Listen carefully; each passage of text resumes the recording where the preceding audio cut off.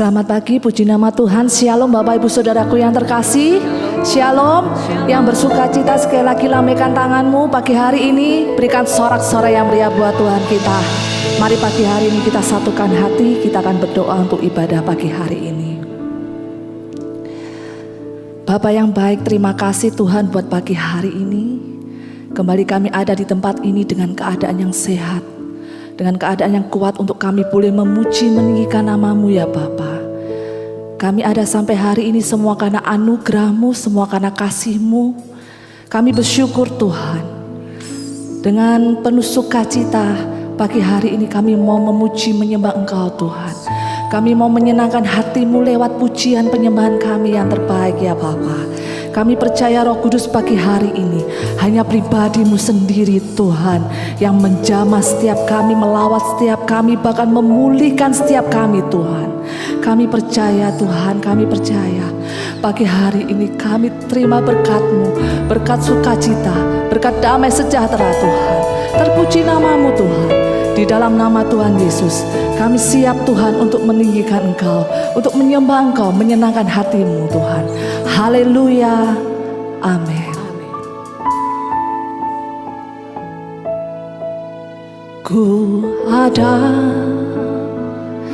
sebab anugerah-Mu, ku ada karena kasih-Mu.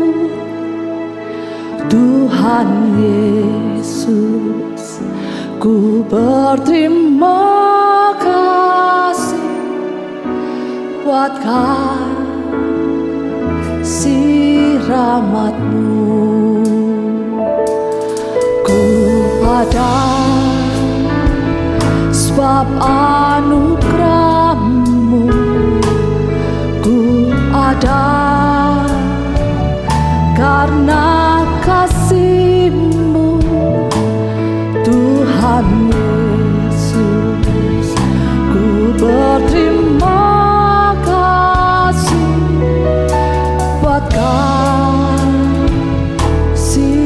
rahmat-Mu.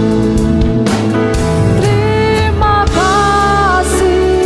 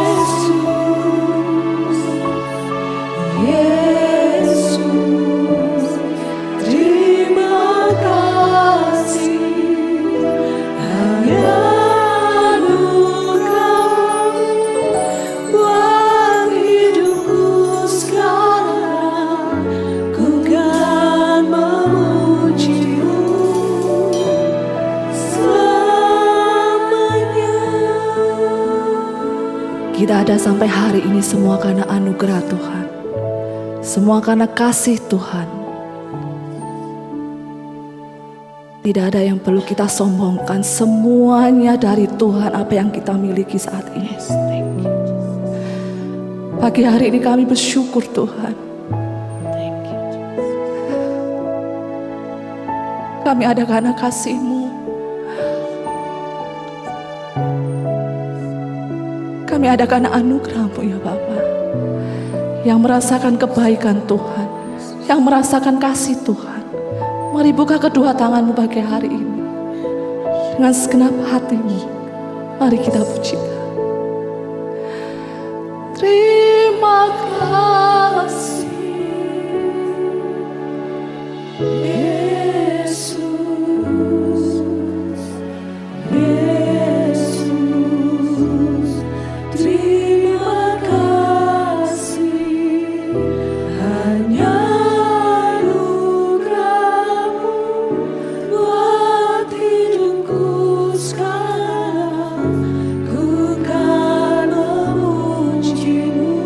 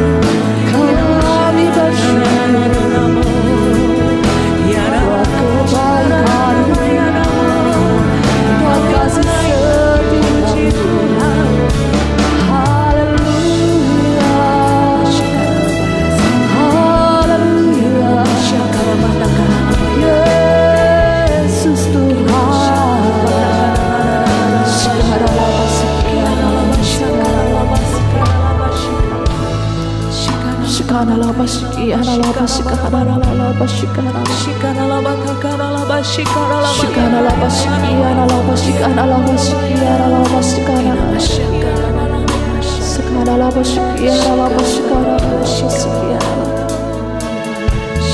laba shikiana laba shikiana laba shikana laba kami bersyukur.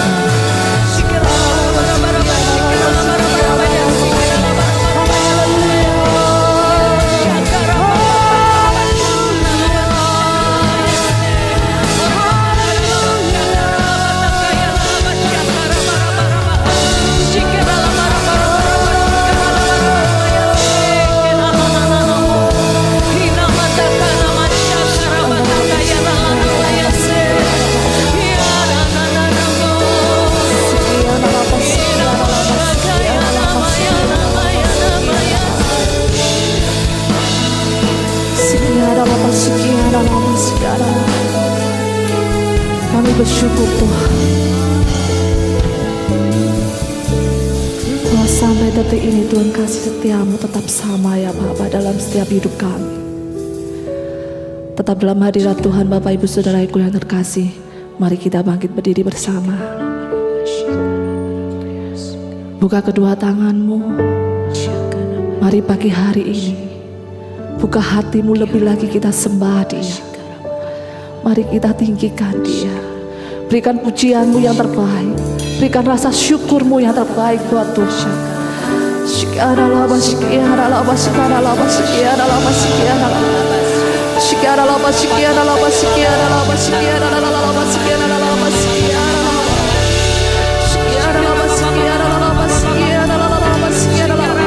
Kau melihat setiap hati kami Tuhan.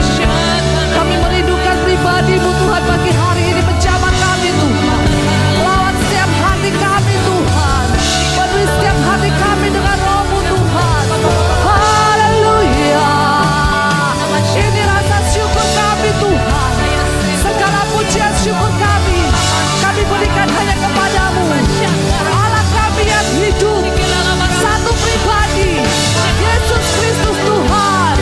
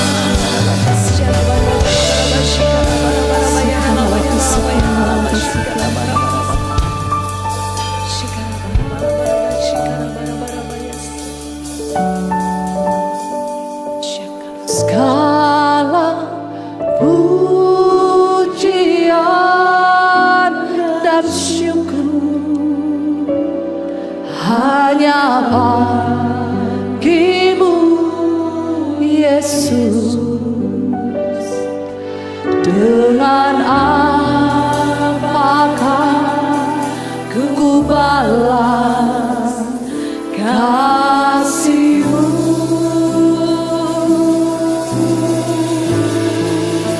Sekarang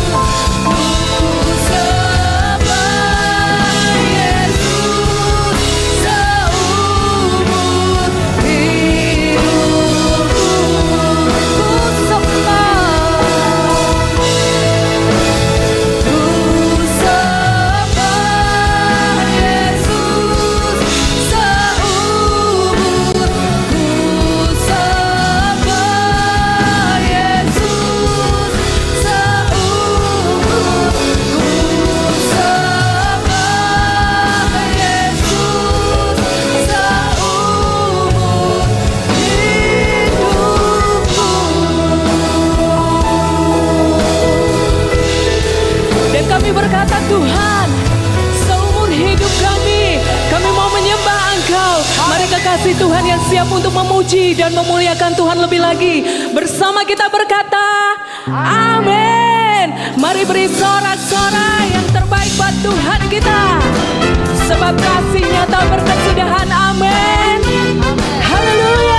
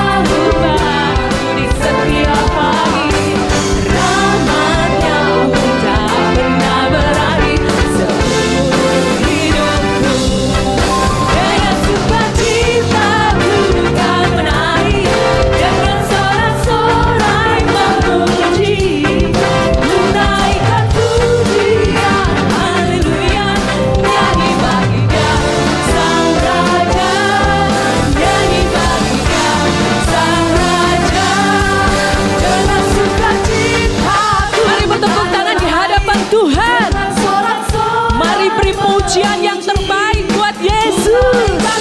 Haleluya. Haleluya. Nyanyi bagi Dia Sang Raja, nyanyi bagi Dia Sang Raja. Dengan sukacita bukan raih, dengan sorak-sorai menaikkan pujian. Haleluya. Nyanyi bagi Dia Sang Raja.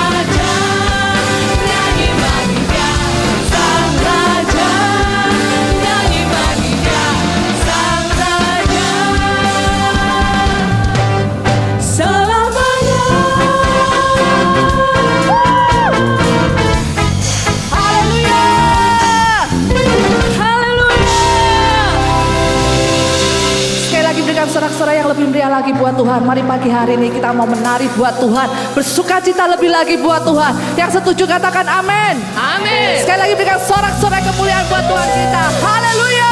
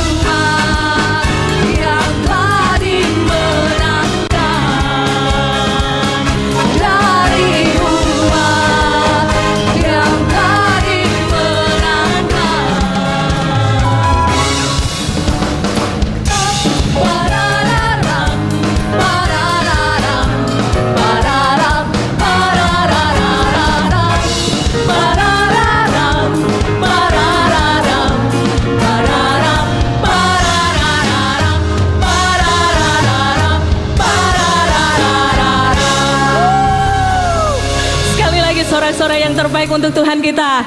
Haleluya. Silahkan duduk kembali kekasih Tuhan. Dan lebih lagi kita mau siapkan hati kita. Kita mau beri tempat yang terbaik untuk kebenaran firman Tuhan. Boleh diam di dalam hati kita. Kita berdoa. Segala pujian kami, hormat, kemuliaan hanya bagi nama Tuhan.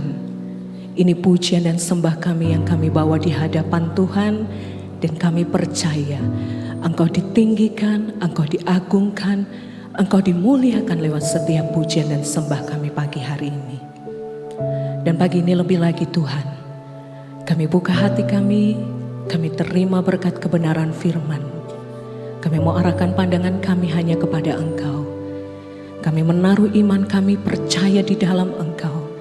Kami menaruh iman dan percaya kami di dalam janji-janji Tuhan. Sebab itulah yang menjadi kekuatan buat setiap kami untuk kami menjalani hari kami. Terima kasih Bapa, di dalam nama Tuhan Yesus Kristus kami berdoa dan kami terima berkat firman-Mu. Haleluya, amin. Semua yang terjadi di dalam hidupku, ku tahu atas seizin-Mu Tuhanku. Apa yang Kau perbuat di dalam hidupku, ku terima semua sebagai anugerah-Mu. Semua yang terjadi di dalam hidupku, ku tahu atas seizin-Mu Tuhanku. Apa yang Kau perbuat di dalam hidupku, ku terima semua sebagai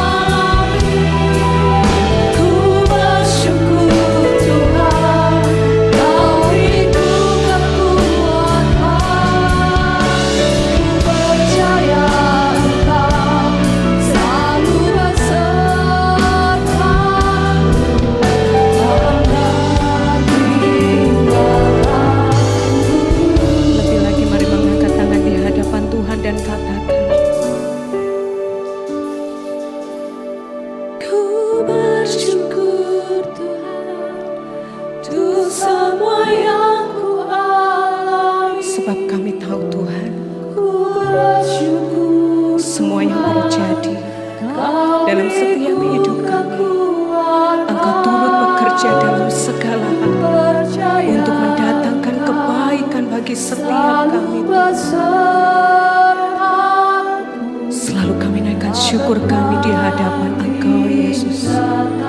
Mari saya undang kekasih Tuhan sama-sama untuk bangkit berdiri dan lebih lagi katakan, Bersyukur Tuhan untuk semua yang Ku alami.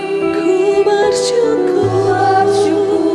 Tuhan, Kau beriku kekuatan. Ku percaya Engkau selalu besertaku. Tak pernah tinggalkanku. Ku bersyukur. Bersyukur Tuhan untuk semua yang Ku alami. Bersyukur Tuhan, Kau beriku kekuatan. Ku percaya Engkau selalu besertaku. Tak pernah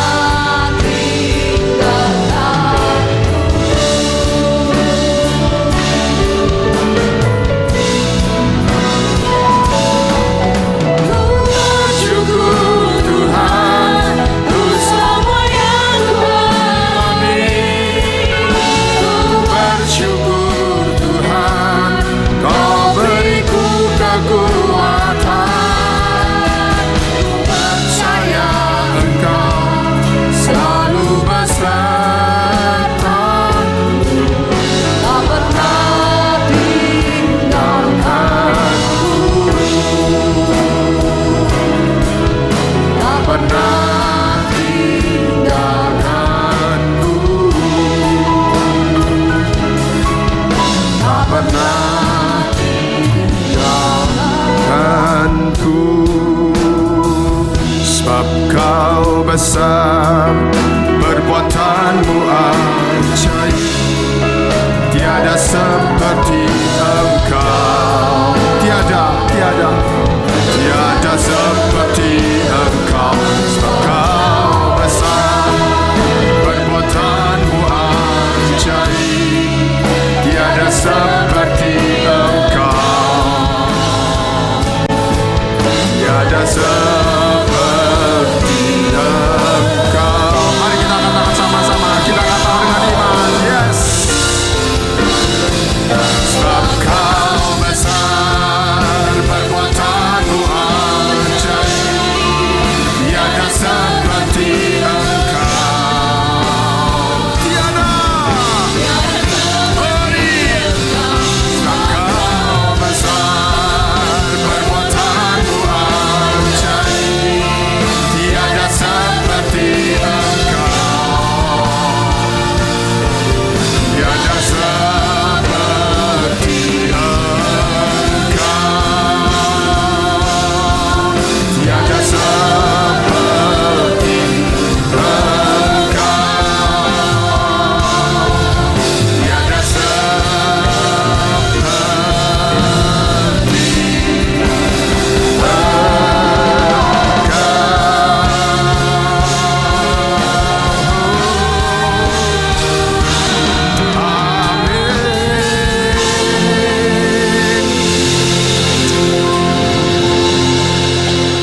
Terima kasih Tuhan buat kasih setia Tuhan, buat anugerah-Mu yang memampukan kami melewati hidup ini, yang memampukan kami bangkit dari semua keterpurukan kami, yang memampukan kami jadi kuat menghadapi tekanan kehidupan ini.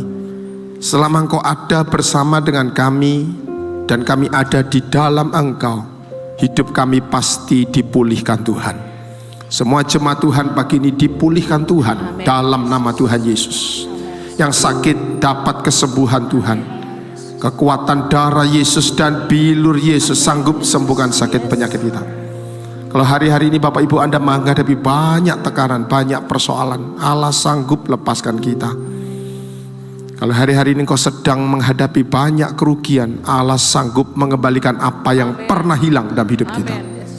Kalau hari-hari engkau sedang dilukai orang, disakiti orang, dihina orang, Allah sanggup memulihkan hidupmu. Kami semua pagi ini terima pemulihan Tuhan, karena firman-Mu katakan setiap orang yang datang sujud mencari Tuhan, Tuhan berkenan menghampiri dan Tuhan memulihkan setiap orang. Kami semua pagi ini sudah dipulihkan Tuhan. Berkati buat ibadah pagi ini Tuhan, ibadah yang diberkati Tuhan. Kami berdoa untuk semua rekan sahabat kami dalam tugas pelayanan pagi ini, semua yang terlibat, baik yang di atas mimbar maupun di balik mimbar ini, semua yang bertugas mengarahkan, menatam, mengelola, memimpin kami, membawa kami dalam pujian dan penyembahan. Satu tim pelayanan ini semuanya diberkati Tuhan. Karena firman-Mu katakan setiap orang yang sungguh-sungguh beribadah dan melayani Tuhan tidak pernah sia-sia. Seluruh hasil kerja keras kami, jerih payah kami, Tuhan pasti memberkati kami dengan berlipat kali ganda. Terima kasih Tuhan sekali lagi buat ibadah pagi ini. Kami terima berkat Tuhan. Sebentar kami akan dengarkan kebenaran firman Tuhan. Ada satu pelajaran penting, ada satu pesan penting untuk jemaat-Mu pagi ini, ibadah pukul 6 pagi ini. Kami mau tangkap pesan Tuhan dan kami mau hidup di dalam pesan Tuhan, karena kami tahu pesan firman-Mu adalah Engkau sendiri. Karena Engkau sendiri adalah firman itu. Urapi setiap kami pagi ini, urapi hamba-Mu yang sudah Engkau utus, supaya kami sanggup, kami layak, kami berkenan menerima firman Tuhan dan pesan Tuhan. Kami buka hati kami dan kami sambut kebenaran firman Tuhan dalam nama Tuhan Yesus. Mari yang percaya sama-sama katakan amin. Kita beri tepuk tangan ya untuk rekan-rekan kita. Terima kasih teman-teman. Shalom Bapak Ibu. Halo, shalom. Apakah Anda semua bersuka cita pagi ini dalam Tuhan? Mari sekali lagi ya kita beri kemuliaan untuk nama Tuhan kita Yesus Kristus. Ya, puji nama Tuhan. Bapak Ibu, saya pagi ini ya digerakkan Tuhan untuk menulis sebuah tema. Ya, setelah saya tahu minggu ini saya ada tugas di Betani Madiun, dan seperti biasa kebiasaan baik saya selalu berdoa, dan ada satu pesan yang Tuhan taruh dalam hati saya untuk disampaikan kepada Bapak Ibu. Ya, satu tema yang saya tulis dalam 3 ibadah ini pasti ada berbeda-beda pesannya. Saya coba bayangkan jemaat yang akan saya layani, saya kenal Bapak Ibu dan saya digerakkan Tuhan, ya, hati saya digerakkan Tuhan untuk menulis tema ini. Saya beri judul tema besarnya, silakan dibantu dibuka slide-nya, hidup di dalam kasih karunia Allah. Mari ucapan sama saya 2, 3. Hidup di dalam kasih karunia Allah. Live by the grace of God. Kalau hari ini Bapak Ibu, Anda dan saya masih boleh seger, boleh sehat. Tadi saya ketemu Pak Edi ya, di belakang saya tanya, Pak sehat semua? Puji Tuhan Pak, luar biasa. Diizinkan Tuhan lewati ini semua. Puji Tuhan, itu namanya kasih karunia. Betul Bapak Ibu, kalau hari ini Anda dan saya masih sehat, masih seger, itu semua karena kasih karunia Tuhan. Karena tidak banyak orang yang bisa melewati masa-masa sukar ini. Kalau pekerjaan Bapak Ibu hari ini masih berjalan, masih make profit, masih bisa bekerja, menghasilkan keuntungan, menghasilkan untuk kehidupan kita, itu kasih karunia Tuhan. Karena tidak semua orang bisa melewati masa-masa sukar ini.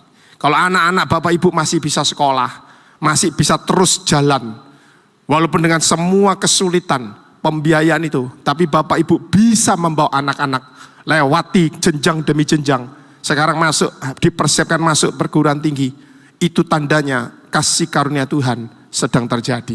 Lu ada yang amin. Kalau hari ini Anda Bapak Ibu, gereja ini masih bisa berkembang, masih bisa berjalan, masih bisa melayani, itu semua karena kasih karunia Tuhan. Kenapa? Karena tidak semua gereja bisa melewati masa-masa sukar. Di Surabaya banyak gereja yang sudah memutuskan tutup. Kenapa? Tidak kuat menghadapi biaya, menghadapi tekanan, menghadapi somasi warga di sekitar. Tidak banyak gereja. Sekali lagi Bapak Ibu, tema ini tiba-tiba seperti diizinkan Tuhan mengalir dalam hidup saya, dan saya duduk di meja belajar itu membuka laptop saya dan jemari saya, tut saya menari-nari. Ada sesuatu yang Tuhan ingin sampaikan kepada jemaat. Pulang dalam ibadah ini, Bapak Ibu, Anda tahu persis apa yang disebut dengan hidup di dalam kasih karunia Allah. Bukan sekedar tahu, Anda mempercayainya. Bukan sekedar mempercayainya, Anda menikmatinya akan kasih karunia itu. Seperti apa itu? Live by the grace of God. Mari Bapak Ibu kita buka sama-sama 3 ayat pembuka kita. Yang pertama kita baca 2 Petrus 3 ayat 18. 2 Petrus 3 ayat 18. Kalau multimedia mau membantu silakan dibantu, nanti cepat kembali ke materi. 2 Petrus 3 ayat 18, terima kasih. Mari kita baca sama-sama 2 Petrus 3 ayat 18, 2, 3. Tetapi bertumbuhlah dalam kasih karunia dan dalam pengenalan akan Tuhan dan Juru Selamat kita, Yesus Kristus. Baginyalah kemuliaan sekarang dan sampai selamanya. Garis bawahi kata-kata bertumbuhlah dalam kasih karunia. Ucapkan sama-sama ayat 2, 3. Bertumbuhlah dalam kasih karunia. Ayat yang kedua, Ibrani 4 ayat yang ke-16. Ibrani 4 ayat yang ke-16. Oke, terima kasih. Mari kita baca sama-sama Bapak Ibu. Ibrani 4, 16, 2, 3. Sebab itu, marilah kita dengan penuh keberanian menghampiri takhta kasih karunia. Garis bawahi kata-kata dengan penuh keberanian menghampiri takhta kasih karunia. Ucapkan sekali lagi 2, 3. Dengan penuh keberanian menghampiri takhta kasih karunia. Supaya apa? Supaya kita menerima rahmat dan menemukan kasih karunia untuk mendapat pertolongan kita pada waktunya. Satu ayat terakhir, Ibrani 12. Surat Ibrani pasal yang ke-12 ayat yang ke-15. Mari kita baca bagian perikop yang ketiga. Ibrani 12, 15, 2, 3. Jagalah supaya jangan ada seorang pun menjauhkan diri dari kasih karunia Allah. Garis bawahi kata-kata menjauhkan diri dari kasih karunia Allah. Ucapkan 2, 3. Menjauhkan diri dari kasih karunia Allah. Agar jangan apa? Tumbuh akar yang pahit, yang menimbulkan kerusuhan, dan yang mencemarkan banyak orang. Amin. Kata firman Tuhan, berbahagialah setiap orang yang dengar firman Tuhan, kemudian menerimanya, mempercayainya, menyimpannya baik-baik dalam hatinya, dan dengan setia melakukannya dalam kehidupannya sehari-hari, sehingga kehidupannya makin berbuah-buah. Kata firman Tuhan, orang itu disebut berbahagia. Kembali ke materi. Bapak Ibu saudara sekalian, ya, kita sudah baca 3 ayat, 3 potongan ayat. Semua ayat menunjuk pada satu kata, berpusat menjelaskan pada kasih karunia. Mari ucapan sama saya sekali lagi, kasih karunia Allah. 2, 3. Kasih karunia Allah. Saya akan mulai khotbah ini dengan satu pertanyaan. Saya coba ya, saya kontrol di sini. Bapak Ibu, saudara sekalian, izinkan saya memulai khotbah ini dengan 3 pertanyaan penting. Berapa pertanyaan Bapak Ibu? 3. Yang pertama, Bapak Ibu, selama Anda jadi orang Kristen, pelan-pelan. Selama Anda jadi orang Kristen, saya tidak tahu ada orang yang jadi Kristen sejak mudanya, sejak lahirnya karena papa mamanya orang Kristen, maka keluarga itu jadi keluarga Kristen. Ada orang yang jadi Kristen karena pernikahannya. Ada orang yang jadi Kristen karena menemukan perjalanan hidupnya di tengah jalan. Dulu dia bukan Kristen, sekarang jadi Kristen. Oh, macam-macam. Macam-macam. Saya pribadi jadi Kristen karena orang tua saya. Dididik dari sejak kecil. Saya tidak bisa pilih, tapi saya dididik dan saya menemukan hal-hal yang baik, bertumbuh dalam kebenaran. Apapun itu, Bapak Ibu, pertanyaan saya pertama, sebagai orang Kristen, tahukah Anda tentang kasih karunia Allah? Pelan-pelan ya. Sebagai orang Kristen, tahukah Anda kasih karunia itu? Beberapa orang menyatakan kasih karunia itu sebagai satu bahasa Inggrisnya grace. Ada beberapa orang memutuskan memberi nama anaknya adalah sebagai Grace. Ya.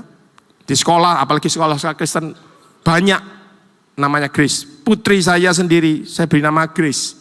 Johanna Gracia, artinya Grace, kasih karunia. Bahasa Indonesia kasih karunia disebut dengan rahmat Allah. Pertanyaannya, tahukah Anda tentang kasih karunia Allah? Bapak Ibu studi Alkitab, sekali lagi saya tidak berusaha membawa Anda dalam pengertian teologi yang terlalu rumit. Ini bukan kelas teologi ya. Tapi studi Alkitab mencatat tentang kasih karunia ini. Ada 150 kata ditulis tentang kasih karunia itu. Pelan-pelan ya.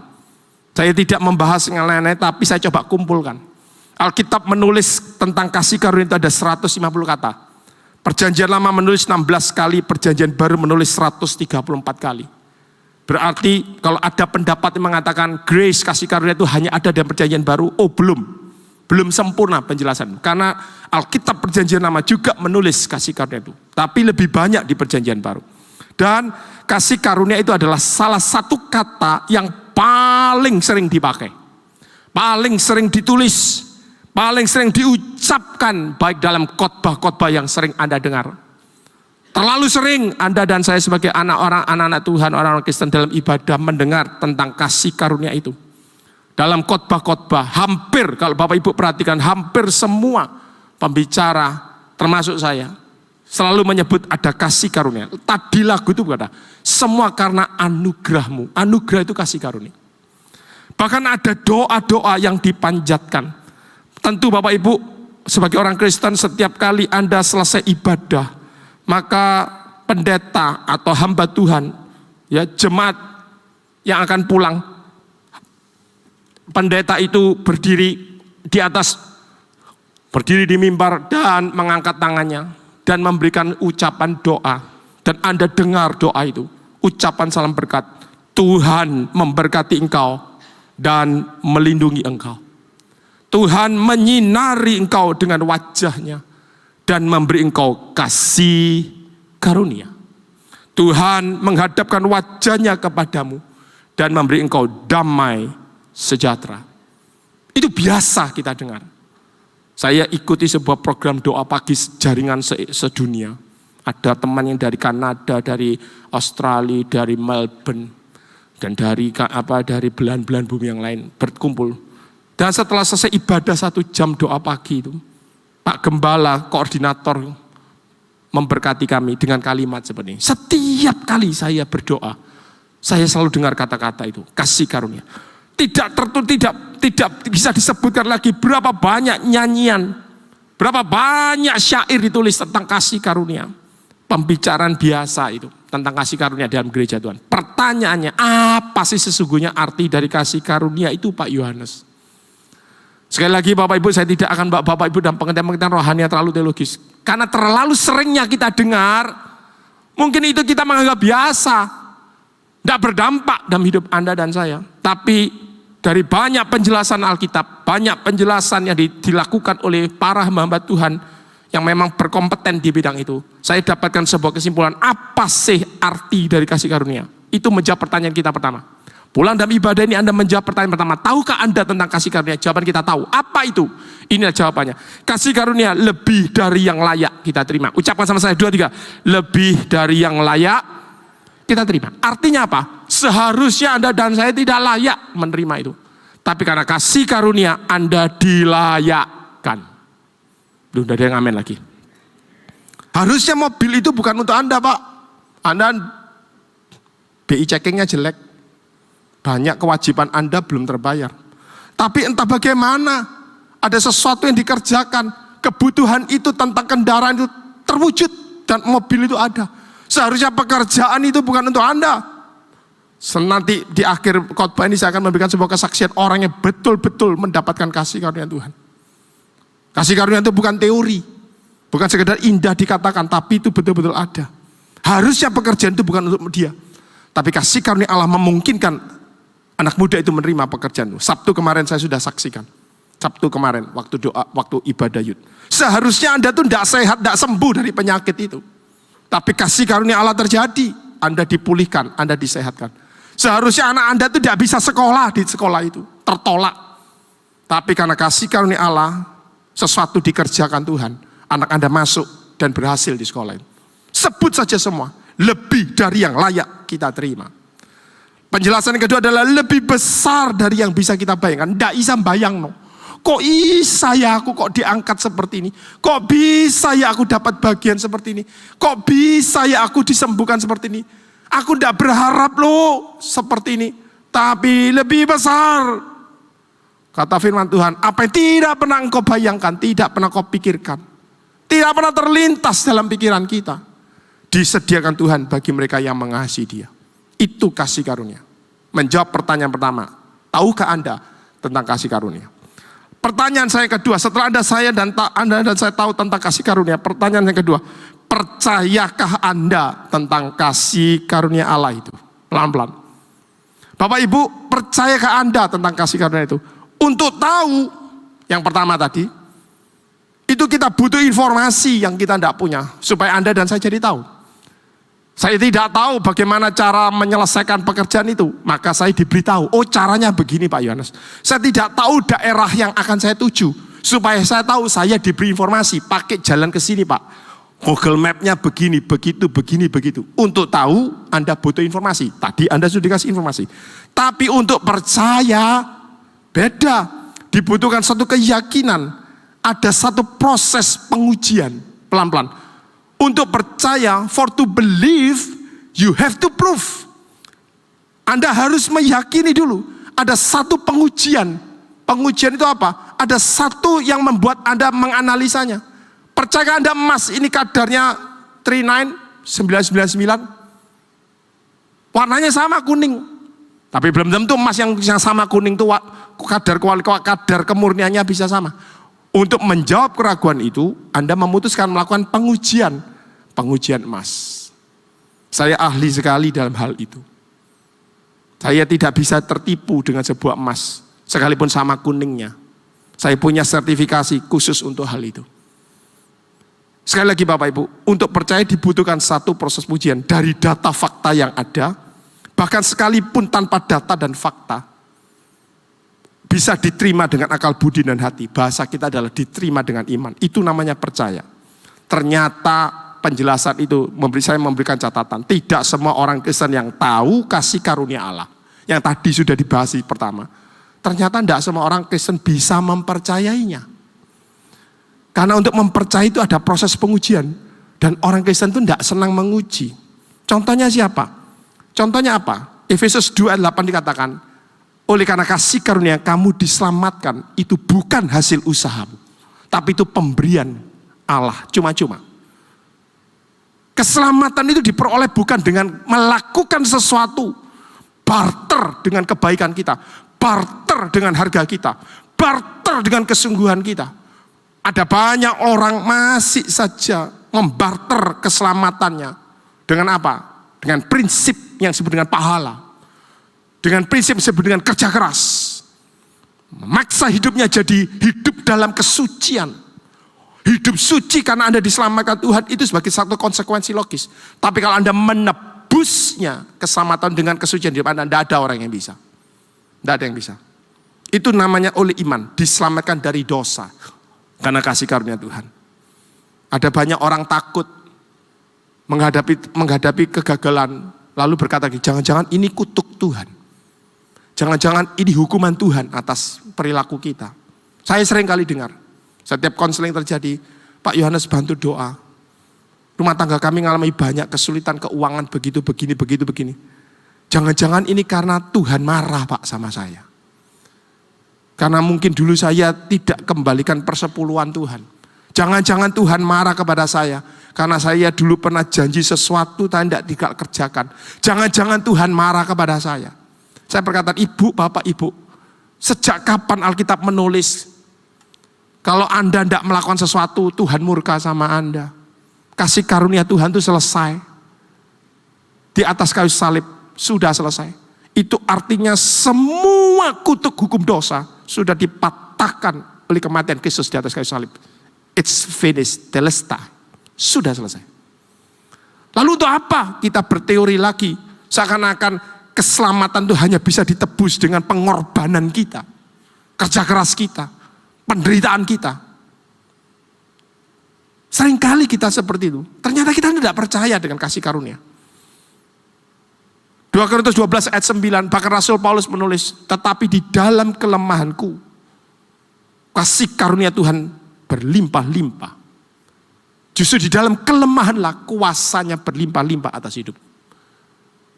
Banyak kali kita mengatakan kalau kita tuh senang duit banyak, rezeki besar, rekening gendut, pekerjaan sukses itu karena berkat Tuhan. Tapi begitu kita menghadapi masalah, tekanan, persoalan, masalah, tantangan, sakit, penyakit, kita seakan-akan menganggap Tuhan itu jauh dari kita. Kita tuh merasa bahwa penderitaan ini, kesulitan ini, perpisahan ini, apalagi sebut saja semua yang membuat Anda dan saya terpuruk, itu sebagai bentuk Allah jauh dari Anda. Ini persoalan mendasar. Itu sebabnya tadi saya katakan untuk menjadi tahu kasih karunia Allah itu gampang. Dari tidak tahu dibuat tahu. Tapi untuk mempercayai kasih karunia Allah, ternyata tidak semua orang mampu. Apalagi orang Kristen, tidak semua mampu. Nah Bapak Ibu, di titik yang kedua ini, saya masuk lagi pada yang ketiga. Kalau Anda sudah tahu, tahukah Anda? Yang kedua, percayakah Anda? Tapi yang ketiga, ini pertanyaan yang membuat kita pada poin yang lebih penting. Pernahkah Anda diubahkan oleh kasih karunia itu? Ini lebih dalam lagi.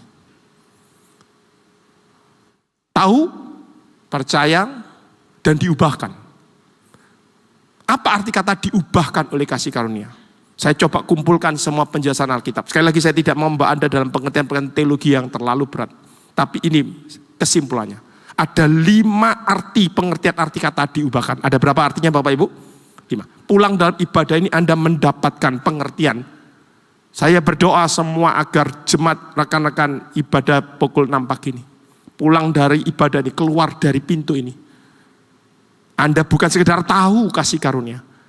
Anda bukan sekedar memutuskan mempercayai kasih karunia itu. Anda diubahkan hidup Anda oleh kasih karunia itu. Lebih dari apa yang kita terima. Lebih besar dari apa yang kita bayangkan. Yang pertama, arti kata kasih karunia yang pertama, hidup Anda dan saya dibentuk oleh. Mari ucapan sama saya, 2, 3. Dibentuk, bahasa Inggrisnya be formed by. Dibentuk itu apa? Anda seperti punya mainan puzzle, sebuah gambar pemandangan yang indah, tapi puzzle Anda itu berceceran. Sehingga tidak terlihat lagi bentuknya. Sehingga Anda memutuskan menata lagi puzzle itu. Potongan demi potongan dirangkai, digabung, digabung. Lalu terbentuklah sebuah gambar, sebuah bentuk yang indah. Itu namanya be formed by, dibentuk. Itulah hidup Anda dan saya. Sebelum Anda kenal Kristus, hidup Anda itu kacau Bapak Ibu. Kacau banget. Anda hidup dalam dosa, Anda suka berbuat dosa, Anda jahat, Anda suka pemarah, pemabuk, dan semuanya. Hidup Anda itu kuasar. Anda serampangan saja bawa hidup Anda. Kacau. Lalu ketika Anda menerima kasih karunia itu, Tuhan membentuk Anda. Bahasa Alkitab seperti tanah liat di tangan penjunan, dibentuk jadi bejana yang indah. Dan pada proses pembentukan itu, banyak kasih karunia Allah terjadi dalam hidup Anda. Penjelasan yang kedua, diubahkan kasih karunia, itu yang kedua adalah dikuatkan oleh. Mari ucapan sama saya, 2, 3. Dikuatkan, be strengthened by, dikuatkan. Dikuatkan itu apa? Anda lemah. Anda lihat orang yang tidak mampu. Saya punya ibu saya sudah tidak mampu berjalan sendiri. Karena begitu banyak penyakit. Sekali lagi saya katakan, kalau Anda sehat hari ini, Anda masih bisa ibadah. Itu karena kasih karunia Tuhan. Karena ibu saya, sekalipun ibu saya dulu seorang pelayan Tuhan. Hari-hari ini karena abai terhadap kesehatannya di masa mudanya. Sekarang punya kesulitan. Berjalan saja harus dipapah, digendong. Saya yang setiap kali bawa ke rumah sakit untuk kontrol, saya yang gendong. Tak taruh di kursi roda. Karena disuruh jalan tidak ada. Tapi begitu saya mengangkat, ada sesuatu kekuatan mengalir. Ibu saya mampu berdiri. Itu namanya dikuatkan oleh. Be strengthened by. Anda tidak sanggup jalan hidup ini sendirian. Terlalu banyaknya tekanan itu. Tapi Tuhan memberi kekuatan. Tangan yang kuat mengangkat hidup Anda. Tangan yang tidak terlihat itu mengerjakan sesuatu dalam hidup Anda. Itu namanya dikuatkan oleh. Itu sebabnya Alkitab berkata, kuatkanlah lutut yang lemah, tangan yang goyah. Harusnya Anda dan saya tidak mampu hadapi itu. Tapi dikuatkan oleh. Yang ketiga, setelah dikuatkan apa? Dibesarkan oleh. Mari ucapan sama saya, 2, 3. Dibesarkan. Be growth. Be growth, dibesarkan. Kecil, anak-anak. Tidak bisa mengerjakan apa-apa. Tapi orang dewasa, orang yang sudah besar, itu mampu menghadapi banyak soal. Anda dan saya dulu kecil. Kata firman Tuhan, kita perlu diberi susu terus. Tapi ketika sudah besar, makanan keras. Saya berdoa jemaat Betani Madiun pukul 6 ini adalah jemaat yang dibesarkan oleh kasih karunia Tuhan. Anda bukan anak kecil lagi yang gampang tersinggungan. Anda bukan anak kecil lagi yang gampang, bahasa Jawanya itu motong. Kesinggung sedikit, wis males. Menolak. Anak kecil itu mainan kelereng sama kayak temannya, gegeran, ditinggal geledak, ditendang aja, ditinggal pulang. Dia tidak pernah peduli apa yang terjadi. Pokoknya yang penting dia menuruti emosinya saja. Tapi Anda dan saya tidak bisa gitu. Anda tersinggung dalam pernikahan Anda, pasangan Anda melukai Anda, apa bisa seenaknya jejak aja, bubar. Tidak bisa. Orang dewasa itu orang yang mampu menghadapi semua persoalan. Doa saya sekali lagi, jemaat Betani ada jemaat yang dibesarkan oleh kasih karunia. Yang keempat, bukan sengaja dibesarkan, dilembutkan oleh. Mari ucapan sama saya, 2, 3. Be softened by. Kalau kita katakan soften, kita ingat namanya softener. Betul? Bapak Ibu, terutama ibu-ibu yang biasa cuci, di mesin cucinya selalu ada pelembut. Pelembut itu apa? Supaya baju yang Anda dan saya cuci itu kalau sudah kering tidak jadi koyok barang kresek. Kuaku kabeh, betul ya Bu ya? Ada softener. Setelah selesai dicuci ada softenernya, baju itu tetap lembut. Tahukah Anda Bapak Ibu, Anda ini dulu orang yang keras, kasar, tidak karuan. Tapi kasih karunia Allah melembutkan Anda. Dulu ngamuan, sekarang jadi orang yang sangat mengerti dan memahami peristiwa. Dulu kesenggol sedikit, ngamuk. Tapi kasih karunia Allah melembutkan Anda. Siapa orang itu? Itulah Saulus. Dulu pembunuh. Tidak cocok, dikejar. Apalagi beritakan Injil. Wah, dihabisin sama dia. Tapi orang ini dapat kasih karunia, hatinya jadi begitu lembut. Musa itu berangasan, tapi kasih karunia Allah memampukan dia jadi lembut. Doa saya tidak tahu di gereja ini apakah ada orang-orang yang punya temperamen yang memang temperamennya keras. Yang dulu suka marah, suka ngamuk. Ngomong sedikit nyentak, ngomong sedikit bentak. Tidak cocok disikat sama dia. Tapi hari-hari ini Tuhan kerjakan lewat kasih karunia. Anda dilembutkan oleh kasih karunia Tuhan. Yang kelima, diguncangkan oleh kepekaan. Mari ucapan sama saya, 2, 3. Diguncangkan oleh kepekaan. Bahasa Inggrisnya be shocked by sensitivity. Anda tadinya orang yang keras, tidak peduli dengan penderitaan orang lain. Urusanmu. EGP emang gue pikirin. Tidak bisa makan ya urusanmu. Anda pemimpin yang keras. Hampir tidak punya empati. Empati Anda tidak berjalan. Anda tidak pernah peduli terhadap penderitaan orang lain. Tapi hari-hari ini, kasih karunia Allah bekerja. Empati Anda disentuh Tuhan. Anda diguncangkan oleh kepekaan. Melihat penderitaan orang, Anda tidak mantolo. Tidak sampai hati. Semalam saya bersama Pak Yeri. Entah bagaimana Tuhan temukan kami ya. Beberapa tahun yang kemarin, sudah lama. Data base saya menunjukkan sudah hampir 10 tahun saya kenal dengan gereja ini, membangun hubungan dengan Pak Yeri. Saya melihat Pak Yeri ini pelan tapi pasti sudah mulai bertumbuh. Hatinya diguncangkan oleh kepekaan, sensitivitas. Saya ingin katakan Bapak Ibu, sebagai anak-anak Tuhan, Anda harus hidupnya tegak lurus. Tegak yang pertama, mengasihi Tuhan. Lurusnya kepada manusia, bicara nanti hal, kebenaran, keadilan, dan kemanusiaan. Pelan-pelan ya. Hidup Anda sebagai orang Kristen itu harus tegak lurus. Tegak yang pertama, kasih kita kepada Tuhan. Kasihlah Tuhan Allahmu dengan segenap hatimu. Yang kedua, kepada manusia. Bicara kasih pada manusia itu bicara 3 hal. Kebenaran, keadilan, dan kemanusiaan. Kalau Anda jadi orang Kristen, Anda tidak pernah bisa menegakkan kebenaran. Anda larut, Anda bahkan membuat ketidakadilan itu terjadi. Dan yang ketiga, Anda tidak bicara kemanusiaan. Maka sesungguhnya kasih Anda tidak ada gunanya. Karena ukuran kasih yang benar itu adalah dalam kehidupan manusia. Kasihlah sesamamu manusia seperti engkau mengasihi dirimu sendiri. Itu bicara tentang 3 hal. Kebenaran, keadilan, dan kemanusiaan. Diguncangkan oleh kepekaan. Ya, dan ternyata tidak semua orang Kristen yang tahu kasih karunia Allah dan yang percaya kasih karunia Allah, hidupnya diubahkan oleh kasih karunia Allah. Bapak Ibu, saya sudah diberi info ya, hari ini agak sedikit diminimaliskan, ya, dipadatkan, dibuat supaya cepat karena ada persoalan perjalanan saya nanti ke Nganjuk. Saya akan akhiri khotbah ini, bagian ini. Apa ada tuh Pak Yohanes orang yang diubahkan oleh kasih karunia? Bukan sekedar tahu, bukan sekedar percaya, tapi hidupnya betul-betul tersentuh oleh kasih karunia itu. Dan 5 hal ini terbentuk. Mulai dia dibentuk, dikuatkan, dibesarkan, dilembutkan, sampai kepada sensitivitasnya. Diguncangkan oleh kepekaan terhadap kemanusiaan. Siapa? Ada. Sekali lagi, saya tidak berusaha mencocok-cocokkan. Tapi saya coba mengumpulkan apa yang Alkitab pernah tulis. Saya sajikan kepada Anda. Supaya Anda dan saya mendapatkan pesan. Yang pertama, ada kasih karunia Allah. Yang kedua, apa yang harus Anda kerjakan dengan kasih karunia Allah. Itu yang lebih penting, Bapak Ibu. Siapa orang itu? Inilah contoh orang yang hidupnya dipulihkan, diubahkan oleh kasih karunia. Bukan saja dia tahu, dia belajar percaya. Dan yang kedua, dia menerima perubahan itu. Orang itu namanya seorang perempuan yang tertangkap tangan sedang berzina. Tetapi diampuni Tuhan Yesus. Pelan-pelan. Orang yang hidupnya diubahkan oleh kasih karunia Allah, digambarkan Alkitab seperti seorang perempuan yang tertangkap tangan sedang berzina dan dia diampuni Tuhan. Mungkin Anda bertanya-tanya, siapa ya Pak? Beberapa rekan di ruangan ini tahu kisah ini, tapi izinkan saya membacanya sekali lagi. Kisah itu tertulis di dalam Injil Yohanes 8 ayat 1 sampai 11. Saya akan bacakan sedikit untuk Anda supaya kita dapat memahami betulkah perempuan ini melewati 3 fase itu, mengetahui kasih karunia, mempercayainya, dan hidupnya diubahkan oleh kasih karunia. Demikian bunyi firman Tuhan. Yohanes 8, judul perikop adalah perempuan yang berzina.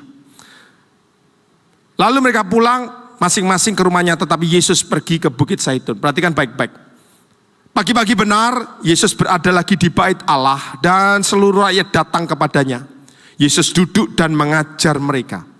Maka ahli-ahli Taurat dan orang-orang Farisi membawa kepadanya seorang perempuan yang kedapatan berbuat zina. Garis bawah kata-kata, perempuan ini ketangkap basah, busted, ditangkap di tengah-tengah sedang melakukan perzinahan. Itu ngeri. Sebuah situasi yang sudah tidak pernah jalan, tidak ada jalan keluar lagi. Seperti maling ketangkap tangan. Kalau dihakimi masa bonyok. Perempuan ini catat baik-baik, hari-hari itu hukum Taurat sedang kuat terjadi. Dan hukum Taurat menyatakan setiap orang yang berbuat zina, dan yang anehnya yang disasar yang perempuan, yang lakinya tidak disentuh. Inilah ketidakadilan dalam dunia. Yang ketangkap berzina sampai hari ini selalu yang diekspos pihak yang perempuan. Yang laki tidak pernah diekspos. Lihat tuh artis-artis yang tertangkap, semua yang diekspos yang perempuan. Apa yang pernah terjadi hari-hari ini sudah pernah terjadi 2000 tahun yang lalu. Pagi-pagi benar perempuan ini terciduk dan dipaksa kedapatan berbuat zina, dibawa kepada Tuhan Yesus. 4, mereka menempatkan perempuan itu di tengah-tengah dari kerumunan orang di bait suci itu. Lalu berkata kepada Yesus, Rabi, perempuan ini tertangkap basah ketika ia sedang berbuat zina. Musa dalam hukum Taurat memerintahkan kita untuk melempari perempuan-perempuan yang demikian. Apakah pendapatmu tentang hal ini? Mereka mengatakan hal itu untuk mencobai dia supaya mereka memperoleh sesuatu untuk menyalahkan Yesus. Perhatikan kalimat frase ini. Tetapi Yesus membungkuk. Saudara tahu apa arti kata membungkuk? Seperti ini. Bukan sekedar membungkuk, lalu Yesus menulis dengan jarinya di tanah. Saudara bisa bayangkan? Di tengah-tengah seperti saya mengajar, tiba-tiba ada kerumunan orang datang di tengah-tengah jemaat. Orang beringas, orang yang kasar, orang yang keras, teriak-teriak. Menyeret seorang perempuan, mungkin pakaian compang-camping, mungkin pakaian sudah yang belum properly, belum tepat dipakai. Karena kedapatan berzina itu, main seret saja. Dibawa, dipaksa, dilempar di tengah-tengah kita semua. Dan mereka mendakwa. Guru, apa yang harus kita lakukan dengan perempuan ini? Sementara sang guru sedang mengajar tentang hukum-hukum Taurat. Oh, itu seperti ditabrak no. Kono aja iso khotbah tok. Apa yang harus kita lakukan?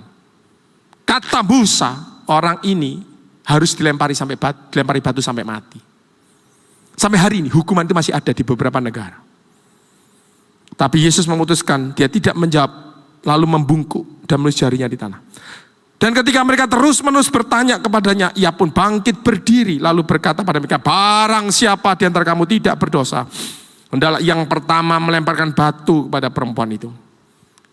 For the second, lalu yang kedua kalinya, Yesus membungkuk pula dan menulis di tanah. Tetapi setelah mereka mendengar perkataan itu, perkataan apa? Perkataan Yesus, siapa yang tidak pernah berbuat dosa, biarlah ia mengambil batu dan melempari orang ini. Pergilah mereka seorang demi seorang, mulai dari yang tertua.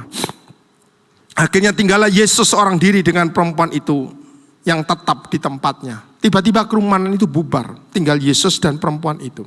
Lalu Yesus bangkit berdiri dan berkata padanya, hai perempuan, di mana mereka? Tidak adakah orang yang menghukum engkau? Jawab perempuan itu, tidak ada Tuhan. Perhatikan kalimat ini. Lalu kata Yesus, aku pun tidak menghukum engkau.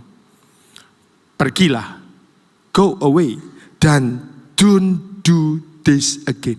Jangan berbuat dosa lagi mulai dari sekarang. Dan cerita ini selesai, satu perikop. Cerita yang pendek, Membaca tidak sampai 2 menit, 3 menit selesai. Tapi apa arti itu buat saya? Bapak Ibu, siapakah perempuan yang berdosa itu dan dosa apa yang dilakukannya? Tadi Anda dan saya sudah baca. Pagi-pagi benar ahli Taurat orang Farisi menangkap basah perempuan yang berbuat zina dan membawanya ke Tuhan Yesus. Ayat 4 dan 5, mereka mendakwa perempuan tersebut dan menghakiminya. Sesuai Taurat, dia lempari orang itu sampai mati. Saya memberi catatan, mendakwa dan menghakimi. Mari ucapkan sama saya, 2, 3. Mendakwa dan menghakimi. Itulah pekerjaan iblis dalam hidup Anda dan saya. Itulah pekerjaan orang-orang yang dipakai iblis, dipakai setan, dimasuki roh jahat. Tujuannya apa? Nyerang Anda, mendakwa Anda, menghakimi Anda. Mungkin orang itu ada di sekitar Anda. Mungkin orang itu justru pimpinan Anda. Mungkin orang-orang itu adalah bawaan Anda. Mungkin justru orang itu pasangan kita, mungkin siapa tahu. Yang dipakai iblis untuk apa? Mendakwa kita, menghakimi kita. Tiap hari Anda dan saya diserang terus. Tiap hari Anda dan saya dikerjai terus. Rasanya perasaan ini terkoyak. Kita tidak mampu membela diri kita. Ya memang kenyataannya gitu, mau apa? Perempuan ketangkap basah. Tidak ada lagi yang bisa dilakukan kecuali satu, pasrah tiapakno. Saya tahu banyak orang hidupnya seperti itu. Tiap hari didakwa, dihakimi, didakwa, dihakimi. Dasar lanang gak guna, dasar kamu staf yang tidak berguna. Guru menghakimi siswa, dasar kamu murid paling bodoh. Apalagi? Ada banyak orang-orang yang tiba-tiba punya kuasa di atas kita, mendakwa dan menghakimi kita. Itu yang iblis lakukan. Dan kata orang-orang itu, apa pendapatmu tentang hal itu, guru? Sebuah pertanyaan jebakan maut bagi Tuhan Yesus. Tapi dengar baik-baik penyelesaiannya. Ayat yang ke-6 sampai 8. Alih-alih jawab langsung, Tuhan Yesus membungkukkan badannya. Saya menulis slide, membungkuknya sangat rendah. Sangat rendah. Dan menulis sesuatu di tanah. Kalau orang membungkukkan badan biasa, itu sebagai bentuk sebuah penghormatan atau kesopanan. Tapi membungkuk sangat rendah, menulis di tanah, berarti ada sesuatu yang akan menjadi satu pelajaran penting. Saya tulis slide, Allah yang membungkukkan badannya untuk orang berdosa. Seakan-akan ada sesuatu yang akan Tuhan kerjakan lebih besar dari sekedar menghormati. Saya itu membiasakan diri saya diajar, dididik, dan saya punya nilai-nilai hidup seperti itu. Kalau saya bertemu dengan seseorang, apalagi kalau orang itu lebih senior dibanding saya, sedapat-dapatnya saya akan membungkukkan badan saya, memberi hormat, sebagai bentuk apresiasi saya. Kepada orang yang lebih muda pun saya tetap melakukan gitu. Saya menjabat tangannya dengan membungkukkan badan saya. Tapi saya tidak pernah membungkukkan badan saya seperti apa yang dilakukan Yesus kepada orang berdosa ini. Orang banyak mendesaknya untuk memberi jawaban, dan ini jawabannya. Barang siapa di antara kamu tidak berdosa, adalah yang pertama melemparkan batu pada perempuan itu. Dan kembali untuk kedua kalinya Yesus membungkukkan badan cukup rendah untuk bisa menulis sesuatu di tanah. Sampai hari ini Bapak Ibu, begitu banyak buku yang saya baca, begitu banyak ajaran dan khotbah-khotbah yang saya ikuti. Saya penasaran, curiosity saya begitu besar. Kira-kira apa sih yang ditulis Yesus di tanah itu? Kira-kira apa yang sedang dilakukan Yesus dengan ngorek-ngorek di tanah itu? Jelas ayat Alkitab mencatat, lalu Yesus membungkuk di tanah dan menulis. Ini bikin saya penasaran. Sampai hari ini begitu banyak pelajaran pengajaran yang saya terima, belum menjawab semua. Satu persatu. Ketika Yesus memutuskan menulis itu lagi, satu persatu. Dari yang tertua, mulai melepaskan genggamannya dari batu yang sedang dipegangnya. Sebuah tontonan kekerasan dipersiapkan untuk dilakukan eksekusi. Tapi pelan tapi pasti batu itu terlepas. Pelan tapi pasti orang-orang yang beringas, yang ingin menghakimi, yang mendakwa terus, pelan tapi pasti keluar semua. Satu persatu keluar. Satu persatu keluar. Satu persatu keluar. Dia tinggalkan perempuan itu sendirian dengan Yesus. Dan luar biasa bagian terakhir. Lalu Yesus berkata, kemana semua orang-orang itu? Apakah tidak ada yang menghukum kamu? Kata perempuan itu, tidak ada, guru. Perempuan ini pun juga berpikir mungkin guru ini akan menghukum dia. Dengan lemah lembut, dengan penuh kepasan berkata, tidak ada guru. Yang luar biasa, saya selalu meneteskan air mata. Kalimat ini betul-betul menyentuh saya. Sampai kapanpun, saya tidak butuh lagi penjelasan kasih karunia dari teori-teori yang sering saya dengar. Tapi saya cukup membaca, dan saya tahu itulah kasih karunia Tuhan. Apa itu? Lalu kata Yesus, aku pun tidak menghukum engkau. Pergilah, dan jangan engkau berbuat dosa lagi. Selesai. Sama seperti Kristus di atas kayu salib. Ampuni mereka Bapa, karena mereka tidak tahu apa yang dikerjakannya. Selesai. Bapak Ibu, catatan penting. Allah yang membungkukkan badannya untuk manusia yang berdosa. Itulah penjelasan sempurna untuk kasih karunia Allah. Sudah lewat itu semua. Dibentuk oleh, dikuatkan oleh, didewasakan oleh, digoncangkan oleh kepekaan. Anda bicara teologian, tidak ketemu Pak di Yohanes 8. Anda cuma bicara tentang kemanusiaan, tidak ketemu. Ini paket komplit dari kasih karunia. Lebih besar dari apa yang kita terima. Lebih besar dari apa yang kita bayangkan. Bapak Ibu, lebih layak dari yang kita terima. Dan lebih besar dari yang Anda dan saya bayangkan. Tetapi yang luar biasa lagi, pesan itu tidak berhenti pada kasih karunia saja. Perempuan itu tidak cukup.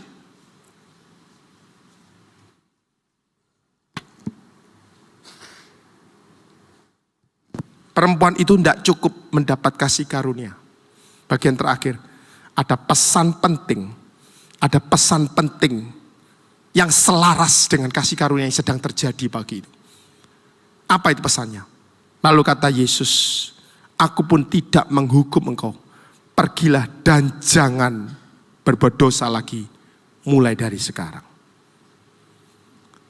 Inilah pesan yang harus Anda bawa pulang keluar dari ruangan ini. Dua pesan penting.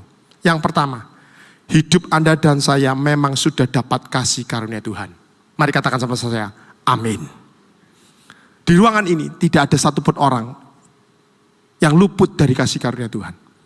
Anda dan saya sudah dilepaskan dari hukuman dosa itu. Belum ada yang amin. Merdekalah Bapak Ibu. Jangan ada lagi intimidasi. Jangan ada lagi merasa bahwa Tuhan itu kok begitu sama saya. Tuhan kok jauh sama saya. Tuhan itu kok tidak mau berbuat sesuatu kepada saya. Merdeka di dalam Kristus. Sebentar lagi kita akan masuki bulan Agustus. Setiap bulan Agustus bangsa kita merayakan kemerdekaan. Kemerdekaan itu apa? Lepas dari penjajahan. Kita tidak terbelenggu lagi. Kita tidak merasa inferior lagi. Inferior atau minder.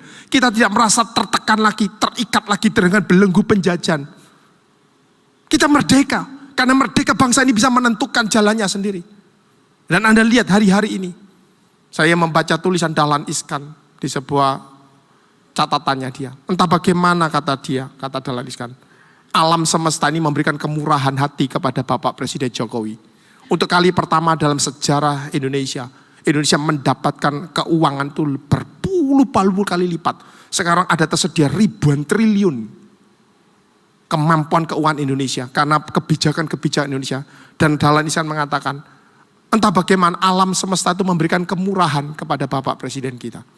Panen berlimpah-limpah. Mengatasi COVID dengan begitu mulus.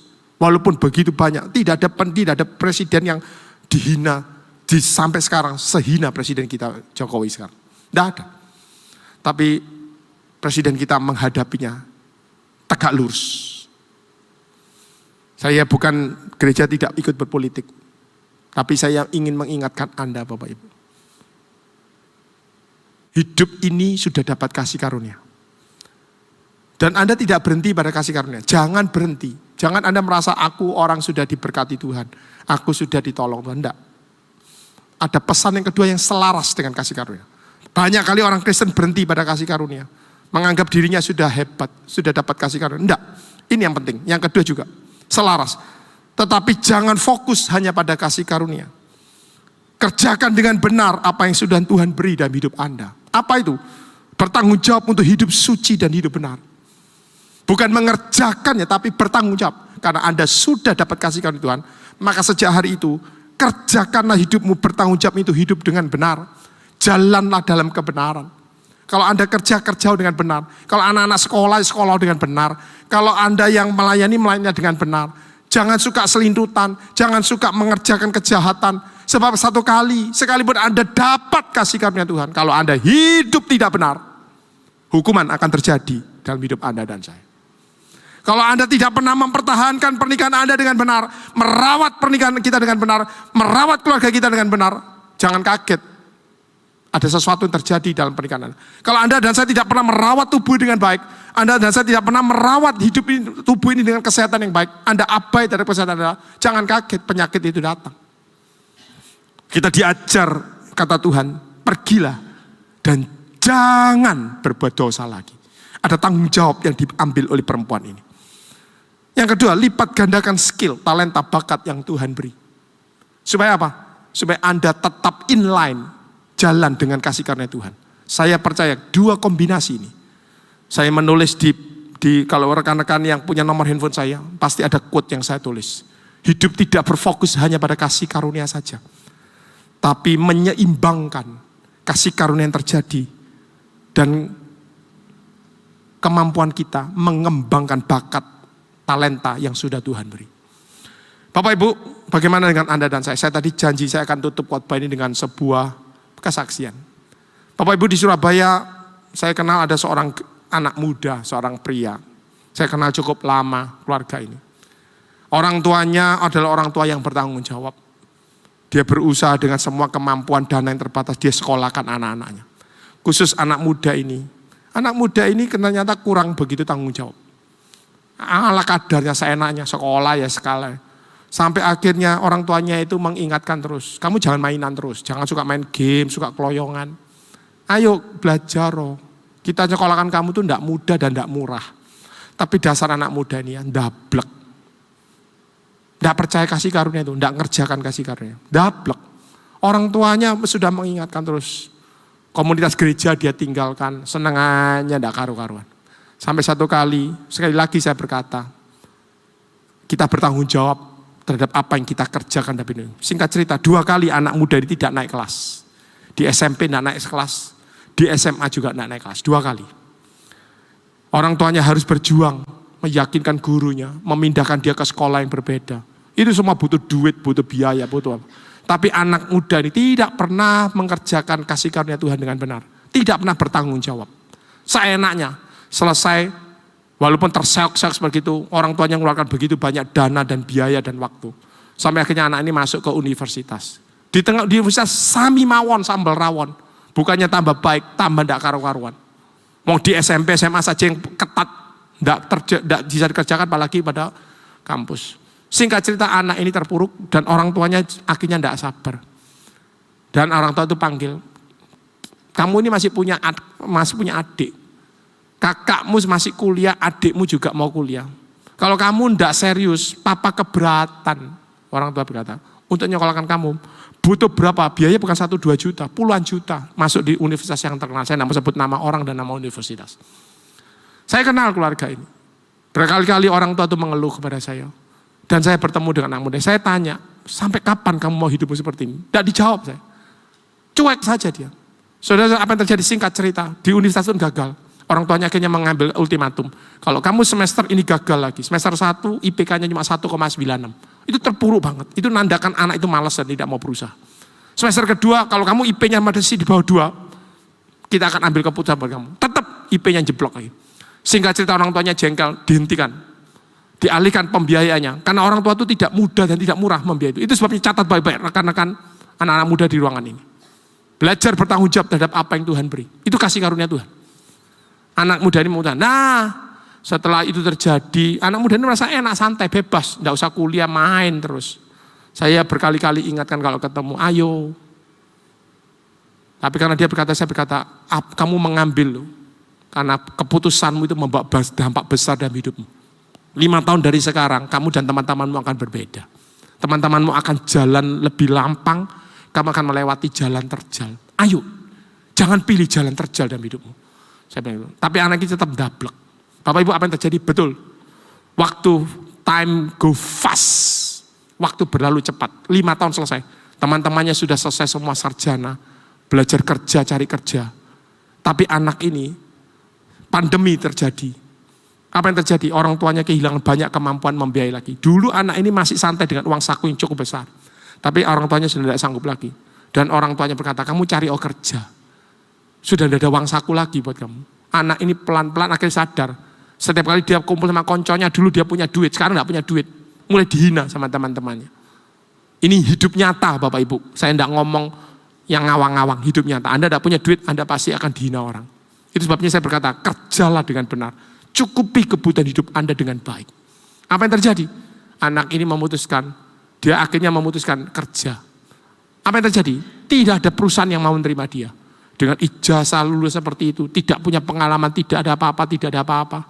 Anak ini tertolak. Puluhan kali sudah dia melakukan tertolak. Pelan tapi pasti anak ini mengalami keminderan. Rasa percaya dirinya hilang. Goyah dia sebagai anak muda. Nah, di titik terendah itu dia selalu dihina orang, dihujat orang. Dihina, dihujat. Sampai satu kali dia ketemu saya dan menangis.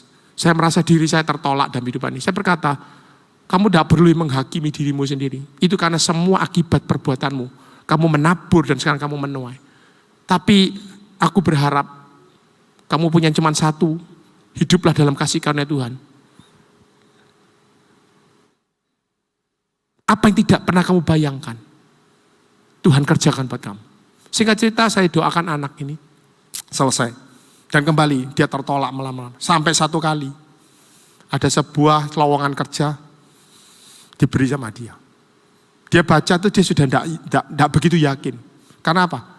Aku pasti tidak diterima. 2 lamaran. Yang satu dia diterima ternyata. Ditaruh di sebuah tempat pekerjaan yang mohon maaf jauh dari kelayakan. Pekerjaan yang minim, penghasilan yang sangat minim, jam kerja yang begitu panjang. Tidak masuk akal. Dan dia ngomong sama saya tanya, kamu diberi salary berapa, sekian. Jam kerjamu apa gini? Waduh, saya bayangkan, ini kerja keras, ini kerja rodi. Tapi mau apa lagi, pilihan tidak ada. Itu sebabnya Bapak Ibu, dilema kehidupan itu seperti itu. Kalau Anda tidak memutuskan hidup dengan baik, ya seperti ini modelnya. Sesuatu harus kita pertanggungjawabkan. Jangan ngomong kasih karunia kalau seperti ini. Tanggung jawab tidak ada. Anak ini dengan berat hati, tidak punya pilihan lain. Kecuali satu, kerja rodi itu. Dari pagi 12 jam kerja dengan upah yang sangat minim. Orang tuanya cuma bisa mengelus dada toh. Ya apa Pak Yo? Saya berkata, izinkan Tuhan mendidik anakmu ini. Rodok tegok no didik. Dan ternyata terjadi proses. Di tengah-tengah itu dia dapat informasi ada pekerjaan yang ditawarkan. Didesak sama kakaknya, ayo belajar, ayo datang, enggak apa-apa. Dan datanglah dia. Sang ibu HRD menerima dia dan berkata, aku enggak cocok sama kualifikasi. Persis jawaban ini. Aku enggak cocok. Kamu begitu, aku cari sarjana, kamu bukan sarjana. Usiamu sudah sekian begitu. Enggak cocok. Anak ini tertunduk. Tapi hari itu sesuatu Tuhan kerjakan. Ibu HRD ini. Dia lihat anak muda ini. Mungkin kelihatan wajahnya yang sedih. Wajahnya yang lesu. Ibu ini sekali lagi. Saya tidak tahu kasih karunia itu bekerja kapan. Tapi saya tahu ada kasih karunia itu bekerja. Ibu ini dijamah hati. Lalu lihat anak muda ini. Saya bilang, kamu jangan kecewa ya. Aku coba bantu kamu ya. Dulu aku pernah kerja di satu perusahaan. Di jalan ini, nama perusahaan ini. Aku masih ingat bosku itu, mantan bosku itu masih butuh karyawan. Tak teleponkan ya. Jabatannya tanya bagian apa Bu, bagian ini. Totally beda. Gak ngerti dia kerjaan itu. Lalu ibu ini telepon. Kebetulan dari semua kemungkinan, ini bos ini sibuk, suka pergi ke luar negeri, suka ngurusi proyeknya. Hari itu ada di kantor, diterima telepon. Ditanya ngomong, oh ya aku memang butuh. Suruh kirim saja ke sini, suruh cepat ke sini. Anak ini, kamu datang ke sana, dicoba saja. Anak ini ya sempat telepon saya, Pak Yo begitu. Waktu dia datang saya berkata, sudah jalan saja. Andalkan Tuhan dalam hidupmu. Kamu tidak punya banyak pilihan lain, kecuali satu, kamu berserah sama Tuhan. Dan betul, anak ini diterima, diwawancari. Si bos ngomong, aku tidak cocok sama kamu kualifikasinya harusnya. Tapi aku mencoba kamu sih. Gini aja, dalam waktu 2 minggu, tak renungan, tak pikirkan. Dalam 2 minggu, kalau aku tidak WA kamu, berarti kamu tidak tak terima. Tapi kalau aku WA kamu, berarti kamu tak terima. Ya, oke, deal, pulang. Rekan anak muda ini telepon ke WA sama saya, Pak begini, saya bilang, jawab seperti apa? Ya, baik. Bapak Ibu, saya melihat segumpal awan di tahun, 3 tahun, setengah tahun yang tidak tahun hujan. Seperti Elia melihat awan. Elia ngomong sama Raja Ahab, pulang, cepat pulang. Kalau tidak, hujan akan turun. Aku mendengar deru bunyi hujan. Saya teringat ayat itu dan saya ngomong sama anak muda ini. Aku melihat pertolongan Tuhan sedang terjadi atasmu. Yakini saja, jangan menyerah. Anak ini kembali ke tempat kerja yang lama, kerja rodi tadi. 2 minggu berlalu, tidak ada kabar berita. Minggu ketiga tidak ada kabar berita. Dia WA saya. Saya berkata sabar, tunggu waktu Tuhan. Di tengah-tengah harapan yang sudah tidak ada, tidak mampu, tidak layak, tidak bisa menerima. Minggu keempat, di tengah-tengah kerja itu, pling, WA bunyi. Dibaca dari bos itu. Hari Senin, ini Jumat, hari Senin kamu datang ke kantor kami, bawa ijazahmu begitu begini. Kamu saya terima bekerja dan gajimu adalah sekian. Jauh di atas UMR bahkan. UMR Surabaya. Anda menganggap itu kebetulan? Saya menganggap itulah kasih karunia Tuhan terjadi. Anak ini mengforwardkan WA ke saya. Saya berkata sekali lagi saya melihat bukti kasih karunia Tuhan. Cepat berproses, datang. Cepat, tanpa terasa. Kerja tidak ngerti apa-apa. Mau bukan bidangnya. Kedandapan, berkali-kali minta nasihat sama saya. Saya berkata hadapi. Tidak perlu takut. Untuk tidak tahu, jadi tahu itu gampang, belajar. Tapi orang kerja itu ilmunya 2. Kompetensimu, yang kedua karaktermu. Pupuk karakter yang baik, jujur, kerja keras, disiplin, semangat. Anak ini menjalani tanpa terasa Bapak Ibu. Jumat kemarin persis 3 bulan. Dia WA saya. Saya 3 bulan dicoba Pak Yohanes. Kalau 3 bulan lepas saya akan dapat pekerjaan saya. Saya berkata jalani bersama Tuhan. Bapak Ibu kemarin saya di WA. Jumat sore itu. Saya tanya gimana hasilnya ketemu sama bosmu. Saya dievaluasi Pak. Saya lolos. Dan dia nangis. Terima kasih buat kasih karunia Tuhan. Saya berkata tidak cukup dengan kasih karunia Tuhan. Tidak cukup. Kamu sudah dapat kasih karunia itu. Saya percaya kasih karunia itu pasti ada buat kamu. Coba renunglah Bapak Ibu. Di tengah-tengah orang yang begitu banyak mencari pekerjaan. Tuhan atur segala sesuatunya. Tapi saya pesan anak muda ini. Jangan fokus pada kasih karunia Tuhan saja. Tapi juga kerjakan apa yang menjadi tugas dan tanggung jawabmu dengan benar. Jujur. Bekerja keras. Rajin. Bersemangat. Mau belajar terus. Biar ini pesan untuk Anda jemaat. Saya percaya. Gereja Betani akan dapatkan kasih karunia Tuhan. Bicara gereja, bicara dual. Institusi gereja dan jemaat umat. Anda dan saya pasti ada kasih karunia Tuhan. Tidak peduli separah apapun Anda. Tapi yang kedua, setelah Tuhan tolong Anda, bertanggung jawablah dalam berkat yang sudah Tuhan beri. Anda tangkap pesan Tuhan? Beri kemuliaan untuk nama Tuhan kita. Ayo pemain musik. Saya ini kalau dikasih waktu sering bablas Bapak Ibu. Mohon maaf ya Bapak Ibu. Saya rindu kita mau nyanyi satu pujian. Tuhan kau sempurna. Kunci E saja. Hidupku menggenapi firman-Mu itu. Tuhan kau sempurna dalam rencana-Mu dan karya. Kan hidupku murnikan roh-Mu. Mari kita nyanyi. Tuhan, Tuhan kau sempurna dalam rencana-Mu dan karya-Mu. Ku serahkan hidupku, murnikan dengan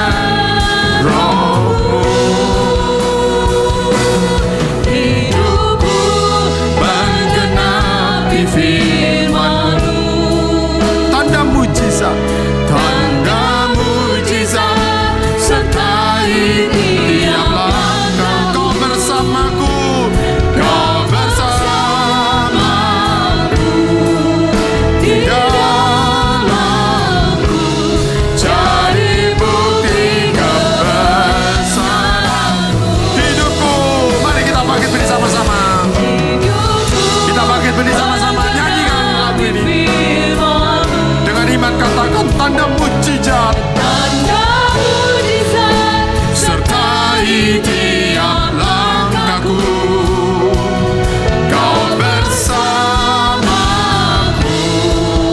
di dalamku, jadi bukti kebesaran. Mari kita angkat tangan sama-sama. Dengan iman katakan, hidupku menggenapi firman-Mu. Tanda mujizat sertai tiap langkahku. Dengan iman, Kau bersamaku di dalamku, jadi bukti kebesaran. Kau bersamaku, Kau bersamaku di dalamku, jadi bukti kebesaran-Mu. Jadi bukti kebesaran-Mu. Jadi bukti kebesaran-Mu. Sementara musik mengalihkan lagu ini, buka kedua tangan Anda, ambil waktu 1-2 menit ini. Aku percaya ada kasih karunia Tuhan terjadi atas jemaat-Mu di tempat ini. Aku percaya kuasa kasih karunia-Mu mengubahkan setiap jemaat-Mu di tempat ini. Dalam nama Tuhan Yesus. Mari Bapak Ibu, naikkan doamu. Aku bukan saja percaya akan kasih karunia-Mu Tuhan, namun hidupku diubahkan oleh kasih karunia-Mu. Aku mau bertanggung jawab hidup dalam kemurahan-Mu. Dalam nama Tuhan Yesus. Dalam nama Tuhan Yesus. Berkati jemaat-Mu. Hidupku menggenapi firman. Saya serahkan pada pimpinan selanjutnya. Tanda mujizat sertai tiap langkahku. Kau bersamaku di dalamku, jadi bukti kebesaran-Mu. Jadi bukti kebesaran-Mu. Jadi bukti kebesaran-Mu.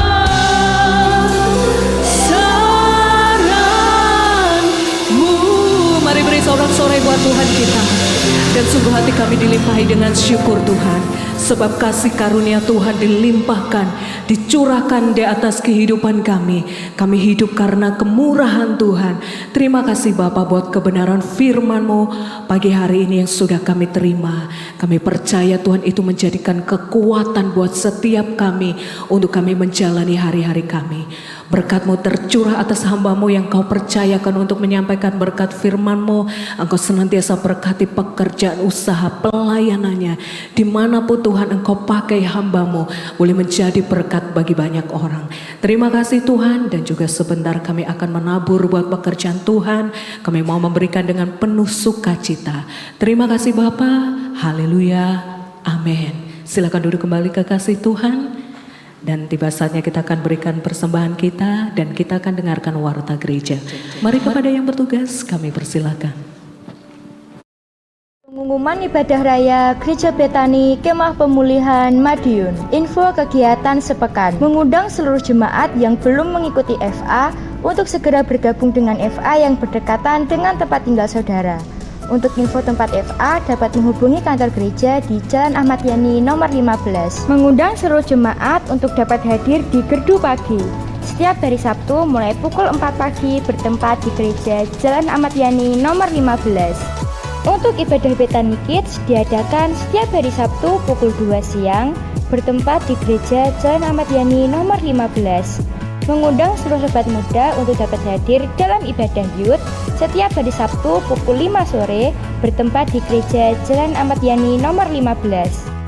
Doa pagi hari Senin, Rabu, Jumat diadakan di Jalan Ahmad Yani nomor 19 Madiun, dan hari Selasa, Kamis diadakan di Jalan Ahmad Yani nomor 15. Semua doa pagi dimulai pukul 4:30 pagi.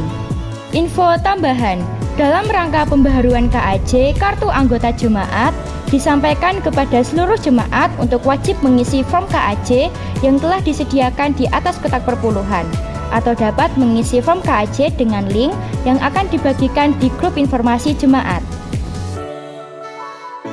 Bagi Bapak Ibu, Saudara-saudari yang rindu melayani dalam bidang usher, kolektan, guru sekolah minggu, multimedia, soundman, singer dan musik dapat menghubungi kantor gereja di Jalan Ahmad Yani nomor 15. Sekian informasi yang dapat kami sampaikan. Happy Sunday and God bless you. Bagi Bapak Ibu Saudara-saudari yang ingin menabur untuk acara KKR Anak Sabtu 12 Agustus 2023 dapat mengambil amplop yang sudah disediakan di atas kotak perpuluhan. Tuhan Yesus memberkati.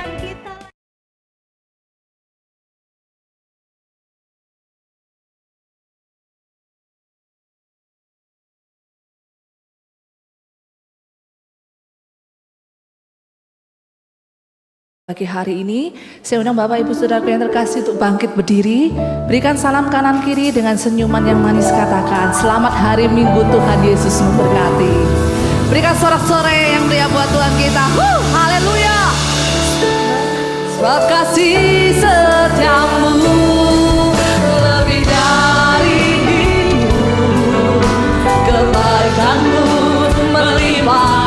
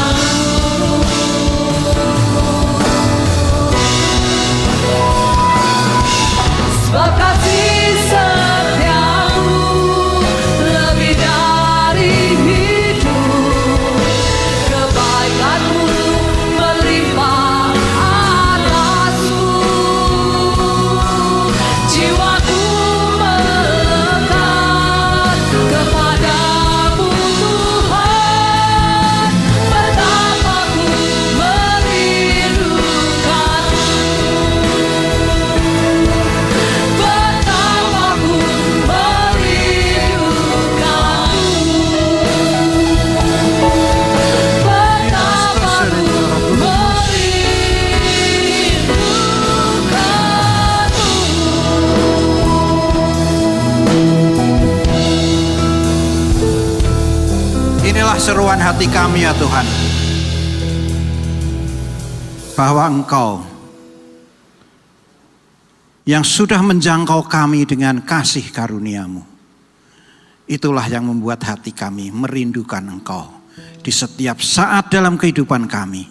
Sungguh Tuhan, kami pribadi, lepas pribadi kami, sebenarnya kami sangat merindukan Engkau. Namun seringkali kami terlupakan oleh pergaulan di dalam kehidupan kami. Namun puji Tuhan, pada pagi hari ini Engkau kembali mengingatkan kami bahwa kasih karunia-Mu sudah tersedia buat kami semuanya. Hanya tinggal kami mengulurkan tangan kami, menengadahkan wajah kami kepadamu, karena Engkau sudah membungkukkan diri kepada kami. Engkau siap menjangkau kami. Terima kasih Bapa, terima kasih Tuhan. Kami mengucap syukur ya Tuhan, bahwa Engkau mengumpulkan kami, membawa kami ke tempat ini, tidak dengan tangan hampa. Kami sudah mempersembahkan apa yang kami miliki sesuai dengan kemampuan yang ada pada kami. Dan kami percaya apapun yang sudah kami tabur, pasti Engkau menumbuhkannya dan membuat kami menuai pada waktunya, menuai di dalam kehidupan kami, keseharian kami. Namun terlebih besar lagi ya Tuhan, kami menuai di dalam kebersamaan kami di dalam jemaat ini. Dan untuk itu kami mengucap syukur ya Bapa. Kami mengucap syukur bahwa di dalam kehidupan kami Engkau tempatkan bersama-sama. Ada di dalam jemaat ini, ada di dalam kota ini, ada di dalam negeri ini. Karena itu ya Bapa, biarlah kami berdoa.